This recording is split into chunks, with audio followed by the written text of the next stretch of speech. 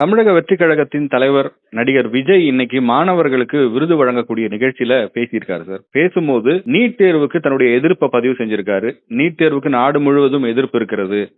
மாணவர்களுக்கு, அதுவும் மிக பிற்படுத்தப்பட்ட மாணவர்களுக்கு இது ஒரு எதிரான தேர்வா இருக்கு. ஒரே நாடு ஒரே தேர்வு என்பது சரியான ஒரு விஷயமா இருக்காதுன்னு பேசியிருக்காரு. இதை எப்படி பாக்குறீங்க? தமிழ்நாடு வெற்றி கழகத்தினுடைய தலைவர் ஜோசப் விஜய் அவர்கள் மாணவர்களுக்கு நடைபெறுகின்ற அந்த பாராட்டு விழாவிலே கலந்து கொண்டு அவர் மாணவர்களுக்கு தேசபக்தி மற்றும் மாணவர்கள் நல்ல வழியிலே அவர்கள் பொது வாழ்விற்கு வர வேண்டும் அப்படிங்கிற நம்பிக்கைக்குரிய ஒரு பேச்ச பேசாம அவர் திமுகவினுடைய ஊதுகுழலாக இப்பொழுது மாறி இருக்கிறார். இந்த போதைப் பொருள் கடத்தல் இதுக்கு எதிராக பேசி இவர் ஒரு பெரிய ஹீரோ மாதிரி நடிக்கிறாரு. ஆனா அதுல பூரா பாத்தீங்கன்னா இவர் பாட்டு எங்க புள்ளிங்க நல்ல புள்ளிங்கோ தான் மாணவர்களை தவறாக வழிநடத்தி ஒரு தவறான முன்னுதாரணமா இருக்கிறாரு.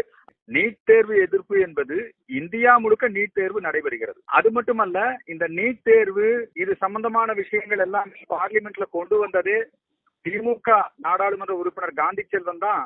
காங்கிரஸ் கட்சியினுடைய ஆட்சி காலத்துல திமுக கூட்டணி மந்திரி சபையிலே இடம் வகித்த பொழுது இந்த நீட் தேர்வுக்கான மசோதா தாக்கல் செய்யப்பட்டு அதன் பிறகு பல்வேறு காலகட்டங்களிலே இந்த நீட் தேர்வு உருவாக்கப்பட்டது. அதுல தமிழ்நாட்டுக்கு விலக்கு வேண்டும் என்று சொல்லி ஒரு ஸ்டாண்ட் எடுத்து ஜெயலலிதா அம்மையார் இருந்தவரை நீட் தேர்வுக்கு அவர் விலக்கு பெற்று வந்தார். இதுக்கு மேலேயும் நாங்க நீட் தேர்வுக்கு தமிழ்நாட்டுல, ஏன்னா நாடு முழுக்க காங்கிரஸ் ஆட்சி புரிகின்ற மாநிலங்கள், கம்யூனிஸ்டுகள் ஆட்சி புரிகின்ற மாநிலங்கள், தமிழகத்தை தவிர எல்லா இடங்களிலுமே இந்த நீட் தேர்வு நடைபெறுகிறது. இந்த நீட் தேர்வு நடைபெறுகின்ற காரணத்தினால் மருத்துவம், குறிப்பாக இந்த மருத்துவ படிப்பு நீட் தேர்வுக்கு முன்பாக மிகப்பெரிய வியாபாரமாக, ஒரு மெடிக்கல் சீட் வாங்கணும்னா நாம 40 லட்சம் 50 லட்சம் 1 கோடி ரூபாய் வரை செலவு செய்ய வேண்டியதாக இருந்தது. அந்த நிலைமை மாறி இந்த மருத்துவ படிப்பை வியாபாரம் செய்து கொண்டிருந்தார்கள். தனியார் மருத்துவ கல்லூரி நடத்தக்கூடிய தனியார் மிகப்பெரிய அளவிலே லாபம் அடைந்து கொண்டிருந்தார்கள்.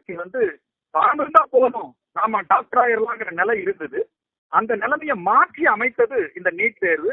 ஆகவேதான் கேரள மாநிலத்துல எந்த விதமான எதிர்ப்பும் இல்லாம இன்றளவுக்கும் நீட் தேர்வு நடைபெற்றுக் கொண்டிருக்கிறது கம்யூனிஸ்ட் ஆட்சியிலே.